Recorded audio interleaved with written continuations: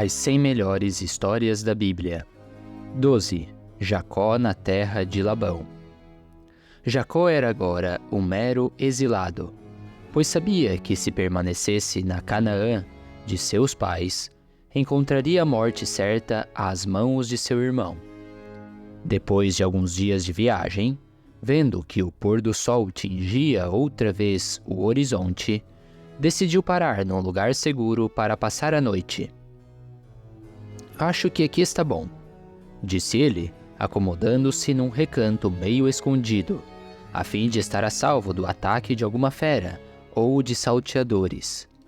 Depois de tomar uma pedra e ajeitá-la sob a cabeça, Jacó fechou os olhos e começou a rever em sua mente as imagens do passado antes de adormecer. De repente, porém, viu-se colocado ao pé de uma imensa escadaria de cristal, como se fosse ela a entrada de um vasto e magnífico templo. Seres angelicais, de formas também cristalinas, subiam e desciam os amplos degraus, num vai-vém ordenado e silencioso. Jacó ergueu sua cabeça para ver aonde a imensa escadaria conduzia, mas só conseguiu ver, ao alto, uma luz intensa e diferente de qualquer outra que antes já vira. E foi então que escutou uma voz a dizer em seu interior: "Eu sou o Senhor, Deus de Abraão e de teu pai Isaque. A terra sob a qual estás deitado será tua e de tua descendência, que será numerosa como o pó que recobre a terra. Nada temas em teus caminhos, pois estarei sempre contigo até que retornes a esta terra, sem que em momento algum te abandone." Quando Jacó acordou, era outro homem, pois quando deitara a cabeça sobre aquela pedra providencial, era um homem arrasado, coberto pelo sentimento de culpa e pela certeza de haver perdido para sempre a graça divina.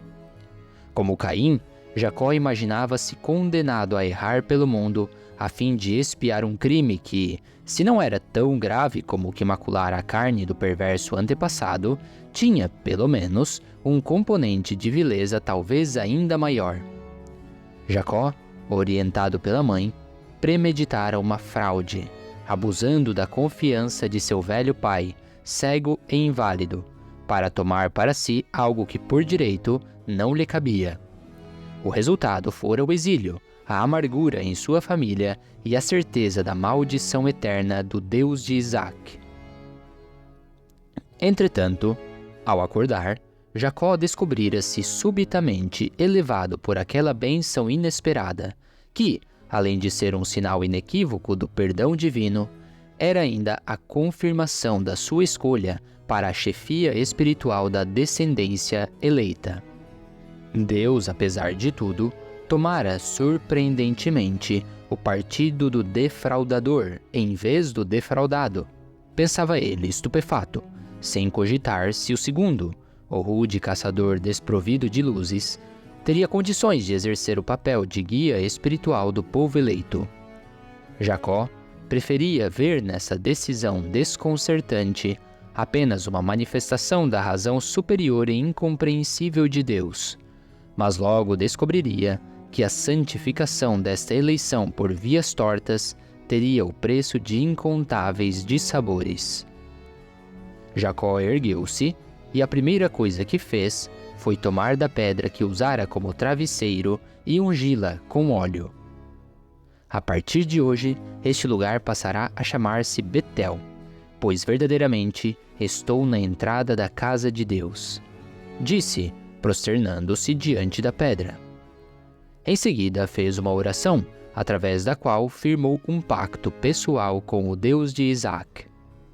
"Se me proteger em minha viagem e eu puder voltar são e salvo para a casa de meu pai, aceitarei-o como o meu Deus, dando-lhe o dízimo de tudo quanto me der."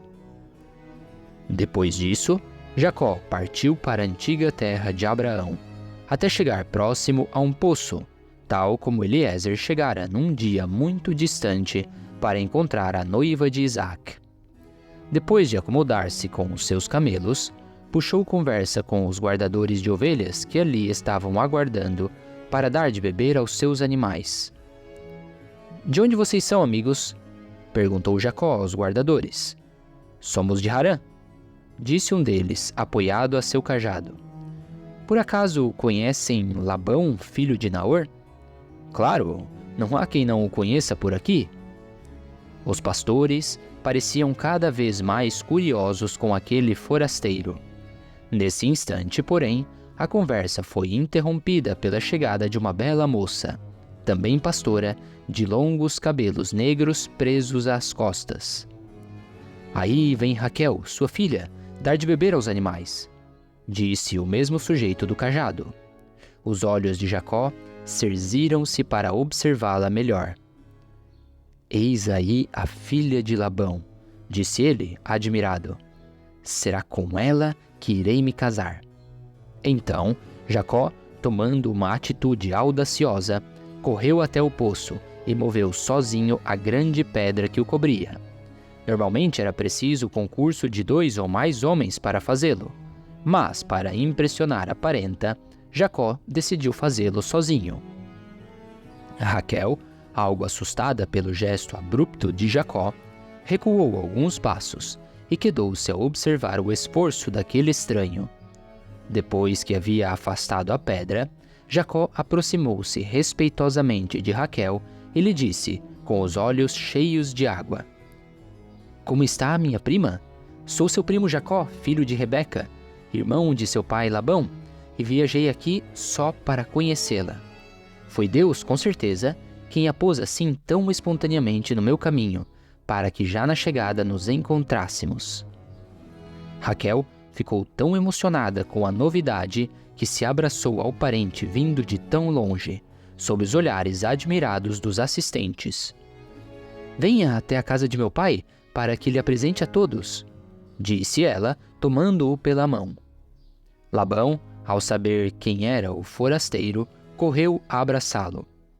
"É você então o filho de minha irmã Rebeca?", disse ele, enlevado.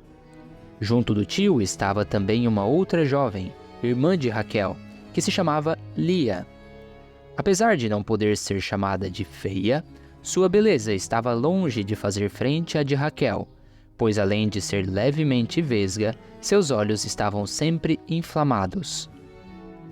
Jacó, feliz pela boa recepção, permaneceu por cerca de 1 mês na casa do tio, período mais que suficiente para que tivesse a certeza de que desejava tomar Raquel para esposa. Durante este tempo, trabalhou gratuitamente para o tio, a fim de cair-lhe nas graças, mas este, homem de negócios, resolveu pôr logo as coisas a claro. "Já vi perfeitamente que tipo de homem você é, responsável e trabalhador", disse, puxando as barbas como o artesão espicha os fios do linho em sua roca. "Vamos, diga qual é o salário que você quer para estar sob as minhas ordens." Jacó não hesitou um único segundo. "Quero a mão de sua filha Raquel." "Bem", disse, estudando o caso. Depois de um certo tempo, retomou a fala. "Não é uma má escolha, admito. Sendo filho honesto de minha irmã Rebeca, dará com certeza um bom esposo à minha doce Raquel. Proponho então o seguinte: depois de ter me servido durante 7 anos, poderá então casar-se com a jovem." Jacó selou no mesmo instante o acordo, afinal, passaria os 7 anos próximo de sua amada, com a certeza de que ao cabo a teria por esposa. Os 7 anos passaram voando, e quando o prazo estava prestes a expirar, Jacó lembrou ao tio a promessa. "Certamente que lhe darei a filha em casamento", disse Labão, puxando a barba pintada de branco.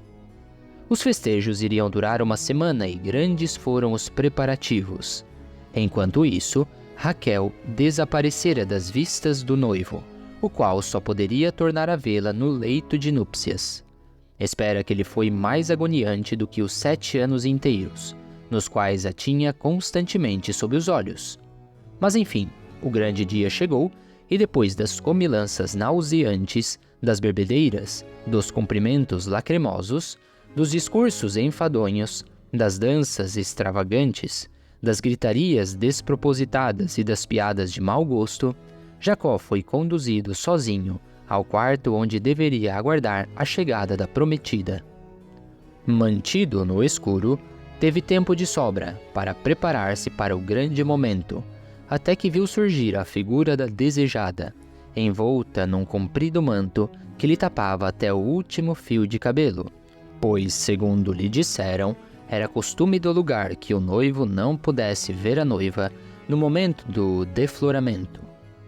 Jacó tomou a noiva nos braços, na mais completa escuridão, e desde esse instante esteve finalmente casado com Lia. Isso, porém, ele só descobriu no dia seguinte, quando, ao acordar, deparou-se com o rosto de Lia desenhado nas feições daquela que imaginava ser Raquel. "Lia!" gritou, coberto de espanto. "Em nome de Deus, o que está fazendo aqui no meu leito e da doce Raquel?" "No nosso leito", disse ela laconicamente. "Está maluca? Vamos, saia já daqui. Onde está minha esposa Raquel?" "Sua esposa sou eu." "Deixe de graças, onde está Raquel?" "Está onde deve estar, nos seus aposentos." Ao ver que alguma coisa estava realmente errada, Jacó deu um pulo da cama, vestiu às pressas a sua túnica e correu até o sogro, o grande tratante. "Labão, Labão!" berrou ele à porta dos aposentos do sogro. O homem das barbas retintas surgiu com um ar de perfeita inocência. "Que foi, meu genro? Que significa essa balbúrdia a essas horas?" "Não se faça de desentendido. Quero saber que maldita peça foi esta que me pregaram." "Peça? Que peça?" "Ora, vai negar que não sabe que é Lia dos olhos estrábicos quem está deitada desde a noite de ontem em meu leito?" "Por certo que não. É certamente Lia quem lá está, embora me ofenda um pouco que você se refira de modo tão pouco gentil à sua esposa." "Com 1000 demônios se ela é minha esposa." "De certo que é." Jacó cerrou os punhos com tanta força que as juntas dos dedos tornaram-se brancas. "Vai ou não explicar o que há?" disse por fim, controlando-se para não fazer uma besteira. "Não há coisa alguma," disse o sogro, começando a espichar um a um os fios da barba amassada. "É o costume da terra. Lia é a primogênita e ninguém por aqui aceitaria que a filha mais nova fosse entregue em casamento antes da mais velha." Jacó esteve longo tempo a estudar o rosto do tio, até que indagou: "E Raquel, como fica? Era a ela que se referia o maldito trato." "Oh, ainda quer? Bem, pois leve-a também. É o costume. Primeiro a mais velha, depois a mais nova." Jacó pareceu mais conformado. Afinal de contas, ficava com sua doce Raquel, embora casado com a outra irmã. "Mas alto lá", disse o ladino Labão. "Assim como houve um preço pela primeira, certamente haverá um preço para a segunda." "Diga logo", explodiu Jacó. "Terá de me servir por mais 7 anos." "Tratante maldito! Mais 7 anos para apossar-me do que já era meu?" "Quem disse? Daqui a 7 anos? Vamos, acalme-se.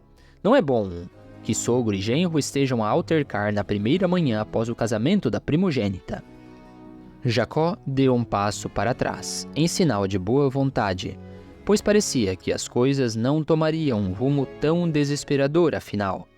Labão, por sua vez, sentindo que readquiria o comando da situação, decretou: "Raquel também será sua, tão logo se encerre a semana de festejos de Lia.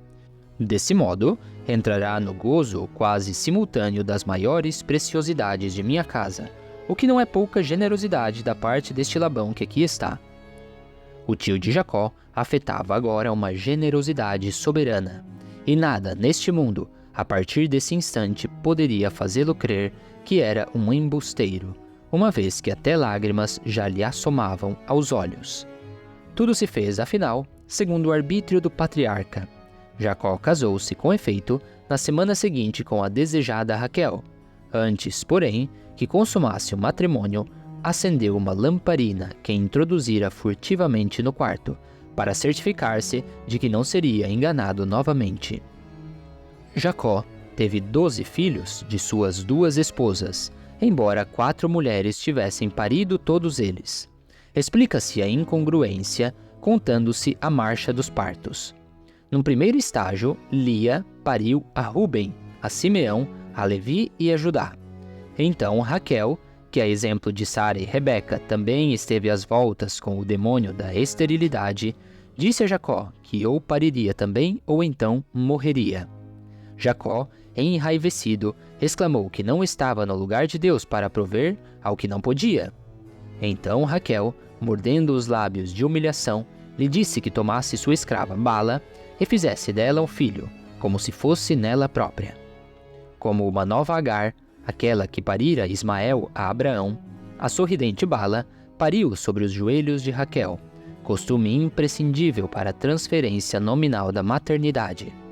O produto dessa troca se chamou Dan, e de uma segunda se chamou Neftali. Diante disso, Lia dos olhos turvos também declarou-se estéril, e repetiu o mesmo gesto de Raquel, parindo por intermédio de outra escrava, chamada Zelfa. Desse modo, Zelfa lançou ao mundo Gad, e ainda um outro rebento, chamado Azer. Já eram 8 filhos, portanto, mas achou-se pouco. Afinal, Raquel, embora mãe nominal de 2 crianças, permanecia sem ter parido filho algum. Um dia, o jovem Ruben retornava do campo com algumas frutinhas, consideradas afrodisíacas, e as entregou à sua mãe estrábica. Raquel, com inveja, correu até Lia e lhe implorou as tais frutinhas. Lia negou, alegando que Ruben, seu filho, as colhera para ela.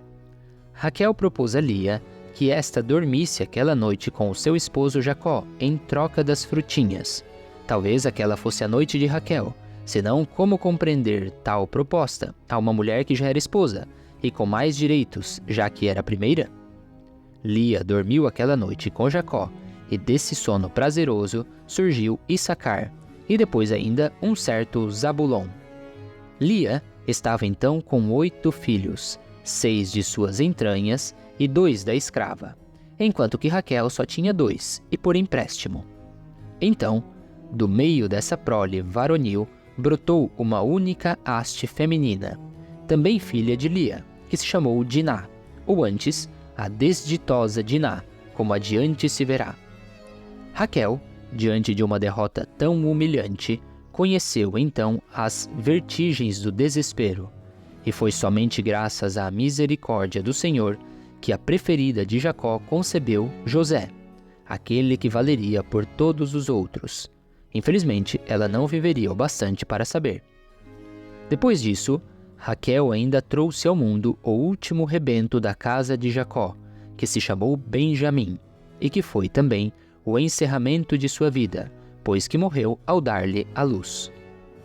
Dos 12 filhos de Jacó, afora a pouco ditosa Diná, sairão as famosas 12 tribos de Israel, essenciais ao ulterior desenvolvimento da história do povo eleito. Filhos de Raquel, José e Benjamim. Filhos de Bala, serva de Raquel, Dan e Neftali. Filhos de Lia, Ruben, Simeão, Levi, Judá, Issacar e Zabulon. Filhos de Zelfa, serva de Lia, Gad e Azer. Como se viu, antes de dar à luz Benjamim e mergulhar na escuridão, Raquel pariu a José. Tão logo teve o primeiro filho nos braços, viu seu marido chegar até si e lhe comunicar que pretendia retornar à distante Canaã de seus pais. Seu pai pretende manter-me em cruel sujeição e matar-nos todos à míngua, justificou ele. Na verdade, não era bem assim. Jacó havia enriquecido sobremaneira, desde que pisara sobre o chão de Labão. Entretanto, vivia sempre a queixar-se do pouco muito que tinha, a hábil estratagema que todo acumulador de bens conhece, e do qual faz largo uso para aumentar ainda mais as suas posses. Além disso, havia ainda a inveja dos filhos de Labão, os quais não cessavam de imaginar que Jacó, através da astúcia, ia acrescentando ao seu patrimônio o que diminuía misteriosamente do patrimônio de seu velho pai. Ao saber, entretanto, da própria boca de Jacó, que este pretendia deixá-lo, levando consigo as esposas e a infinidade de netos, Labão fez-lhe uma proposta. Fique, disse ele, e lhe pagarei um salário. Não quero salário, disse Jacó. Não queria salário, mas isto não queria dizer que não queria coisa alguma, como bem inferiu o negociante Labão.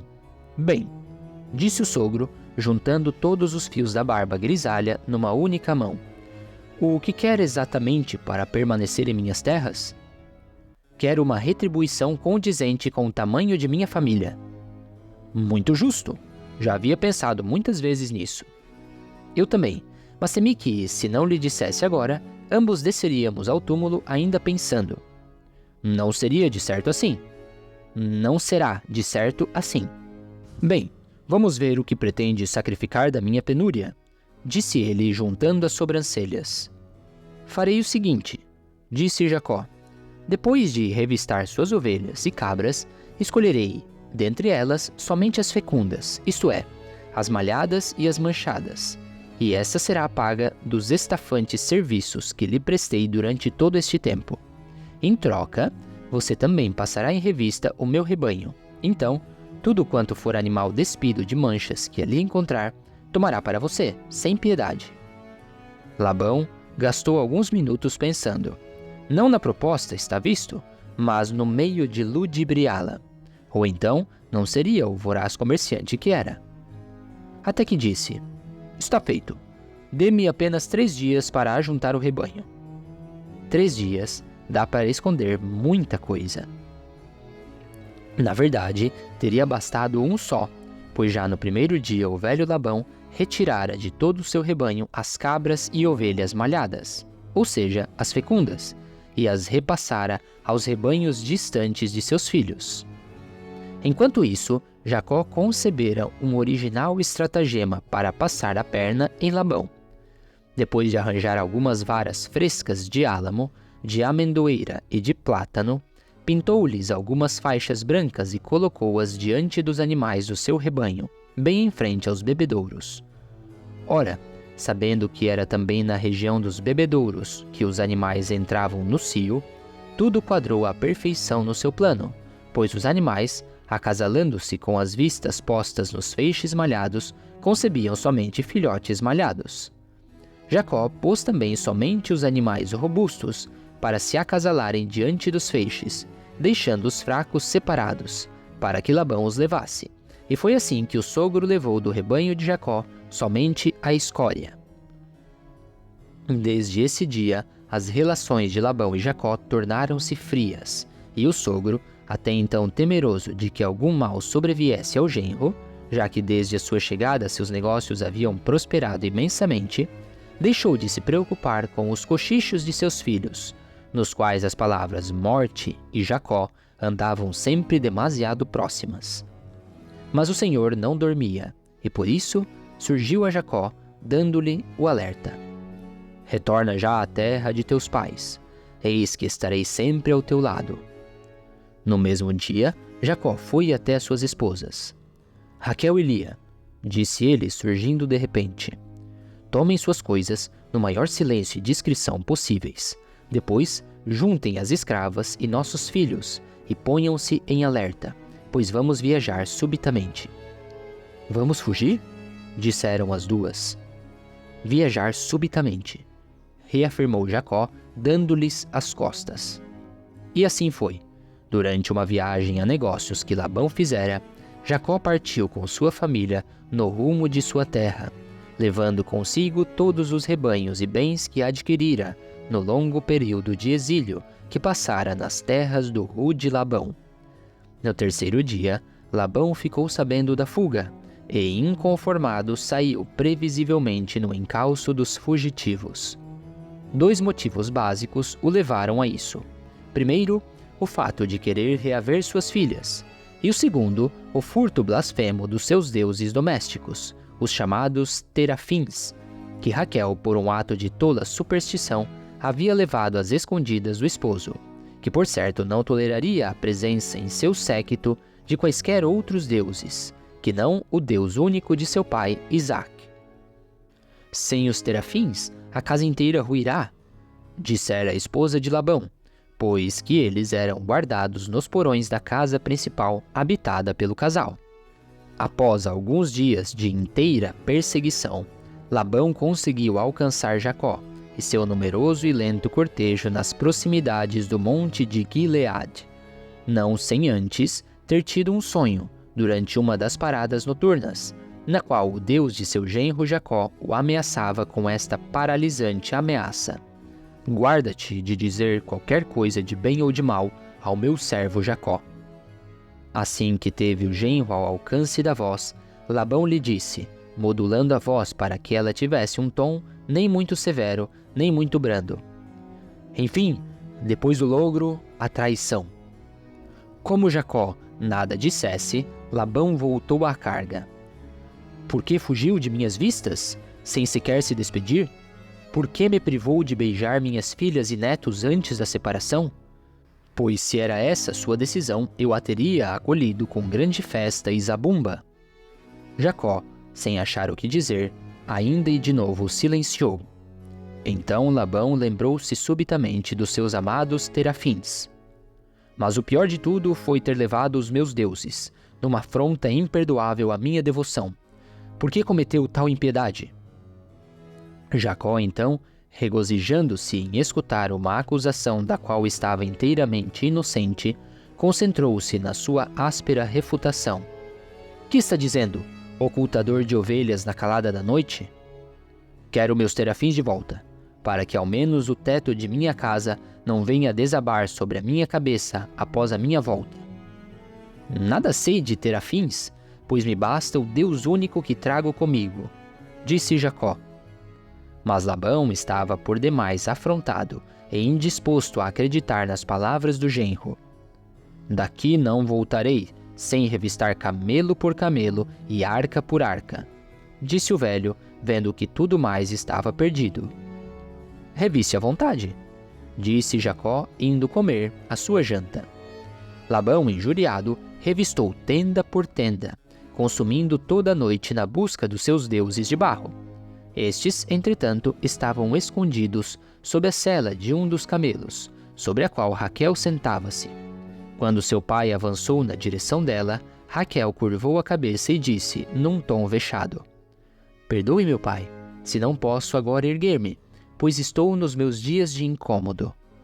Labão deu-lhe as costas e revirou cada caixinha que encontrou no acampamento, até que Jacó finalmente perdeu a paciência por causa daquilo que considerava uma solene bobagem.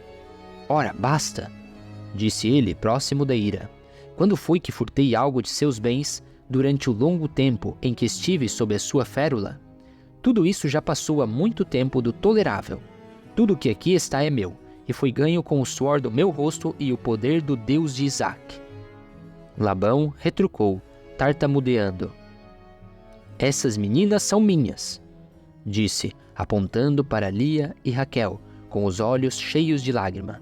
E esses netos também são meus, e essas cabras, e tudo quanto está aqui, saíram de meu patrimônio. Depois, vendo que suas palavras ecoavam no vazio, e que dali não levaria nada, nem mesmo os malditos terafins, Labão resolveu firmar o entendimento como único meio de não perder o poder sobre as filhas e os netos. Façamos um acordo, meu genro, e ponhamos um fim ao rancor, disse ele, abrandando o olhar. Labão, afinal, não era nem bom nem mau, como sugerira o senhor em sua intrigante advertência, senão um verdadeiro comerciante. Pois jamais o autêntico negociante, vendo fracassar um negócio, toma-se de rancor pelo adversário, conhecedor que é da estreiteza do mundo e de que em alguma de suas muitas voltas poderá, quem sabe, precisar de seus préstimos, ou mesmo ter a aventura de lhe dar o troco. Jacó juntou algumas pedras e, junto com Labão, erigiram ambos uma pequena mesa. Ali mesmo fizeram uma lauta refeição, observados com infinita admiração e respeito pelos demais. Pareciam de fato tio e sobrinho a repartirem amigavelmente o alimento. Depois de estarem em pé, erigiram uma estela, sob a qual firmaram o mais doce dos pactos, no qual comprometiam-se, sob pena da maior das desgraças, a não ultrapassarem jamais aquela marca, mantendo-se cada qual em seu lado, sem nunca tentarem se prejudicar reciprocamente, único compromisso capaz de ser cumprido à risca por dois seres cujos interesses e gostos se tornaram irreconciliáveis. Nem você virá de lá para cá, nem eu irei daqui para lá, disse Labão com tanta serenidade e até uma certa doçura na voz, que chegou a arrancar lágrimas de algumas almas verdadeiramente sensíveis. Depois, passaram juntos o restante da noite, sob o frescor da montanha. Labão conversou com as filhas, brincou com os netos e chegou mesmo a dar algumas boas risadas com o genro. Na manhã seguinte, o negociante levantou bem cedo, abençoou filhas e netos e regressou, já quase consolado de tantas perdas, à sua casa, da qual, segundo consta, nenhuma única telha chegou jamais a lhe desabar sobre a cabeça.